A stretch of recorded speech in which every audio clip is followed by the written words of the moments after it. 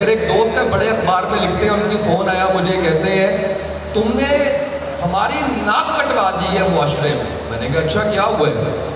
وہ تم تحریک لبیک پاکستان کو سپورٹ کرتے ہو۔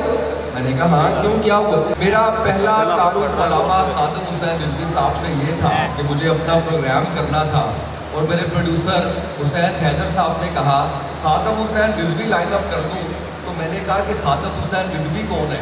تو انہوں نے کہا تمہیں نہیں پتا، بہت بڑی شخصیت ہے، اور اس وقت لاہور کے اندر جو ہے وہ بہت بڑا، اسلام آباد میں سوری معاف کیجیے گا، بہت بڑا دھرنا چل رہا ہے۔ میں نے کہا اچھا چلے ٹھیک ہے، لائن اپ۔ میں نے کوئی تیاری نہیں کی، میں جانتا نہیں تھا۔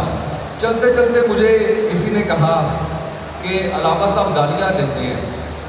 میں نے وہ سوال کر لیا لائیو سے، بڑی خندہ پیشانی سے انہوں نے مجھے جواب دیا۔ یہ میرا پہلا تعارف تھا علامہ خادم حسین رضوی صاحب سے۔ بعد میں مجھے ڈرایا گیا، مجھے کہا گیا کہ بڑے سخت لوگ ہیں، نقصان پہنچا دیں گے، انہوں نے بڑے سخت سوال کیے۔ میں نے تھوڑی ہمت کی اور میں نے دوبارہ سے انٹرویو لائن اپ کرنے کی کوشش کی، تو ایک شخص سے میرا رابطہ ہوا جس کو کہا جا رہا تھا کہ یہ علامہ صاحب کا بیٹا ہے۔ تو میرے لیے بڑے اچنبھے کی بات تھی، میں نے ان کا نام سیو کیا، سعد سن خادم حسین رضوی۔ آج بھی یہی ہے اجازت سے سعد بھائی کی کہ یہ نام میں چینج نہیں کرنا چاہتا اپنے موبائل میں۔ تو میرے لیے بڑے اچنبھے کی بات تھی، یہ ایسا بھی ہوتا ہے کسی بھی مذہبی جماعت، کسی بھی سیاسی جماعت کے لیڈر کے بیٹے کا نمبر بھی ایسے مل جاتا ہے؟ یعنی میں اگر کہوں کہ زرداری کا انٹرویو کرنا ہے تو بلاول بھٹو سے بات ہوگی میری، سوال ہی پیدا نہیں ہوتا۔ تو میرا جو پہلا تعارف سعد بھائی سے تھا، وہ انٹرویو کا ٹائم ہوا، میں آیا تو میں ڈر رہا تھا کہ یار کوئی یہاں سے مجھے مار نہ دے، میں نے شاید کوئی سوال کیسا کر دیا ہے۔ تو مجھے آج جنہوں نے لائن اپ کیا، جنہوں نے فون کیا، شامی بڑا پیارا بچہ ہے یہاں پہ، وہ ملا مجھے، تو اس نے کہا آپ کو پتہ ہے آپ نے کتنا دھچکا پہنچایا ہے جماعت کو، آپ کو پتہ ہے آپ کے اس سوال نے کتنا پیچھے گرایا ہے جا کے۔ میں نے کہا اچھا تو یہ، میں شرارت کے موڈ میں تھا تب بھی، میں نے کہا اچھا کچھ نہیں کہتے، یہ ویسے ہی ڈرایا گیا مجھے۔ یہ ساری بات کرنے کا مقصد یہ ہے کہ امیج، پرسیپشن اور ریالٹی بڑی مختلف ہوتی ہے۔ آج ابھی میرے ساتھ بلال آئے ہوئے ہیں، میرے ساتھ شعیب بدر آئے ہوئے ہیں، شعیب بدر بڑی اچھی پوڈ کاسٹ کر رہے ہیں۔ میں نے کہا میں تمہیں دکھاتا ہوں یہ کون لوگ ہیں۔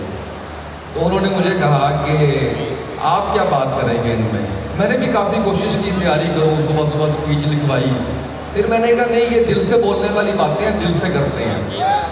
تو میں آپ سے جو گزارش کرنے جا رہا ہوں یا جو بات کرنے جا رہا ہوں وہ یہ ہے کہ میڈیا جس طرح سے کام کرتا ہے وہ میں نے آپ کو بتا دیا ہے۔ اس کے بعد میں نے جب وہ دوسری ملاقات میں بابا جی کا انٹرویو کیا تو سارے سوال میں نے کیے، میں نے یہ بھی کہا کہ میں ریسرچ کر کے نہیں آیا تھا، آپ نے تو کبھی گالی نہیں دی تھی، انہوں نے بڑی خندہ پیشانی سے اس کو بھی قبول کیا۔ پھر اس خیمے میں میں کافی عرصہ بیٹھا رہا اور صرف ایک ہی چیز کی نسبت کی، وہ نبی پاک صلی اللہ علیہ وسلم کی ذات کی۔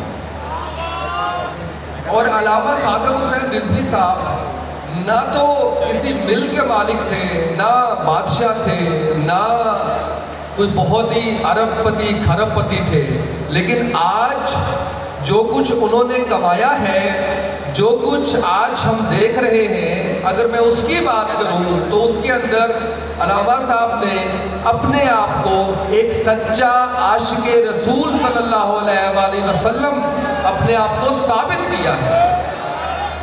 یہ ہم سب کی بدقسمتی کہ ان کی زندگی میں ان کو نہیں پہچان سکے۔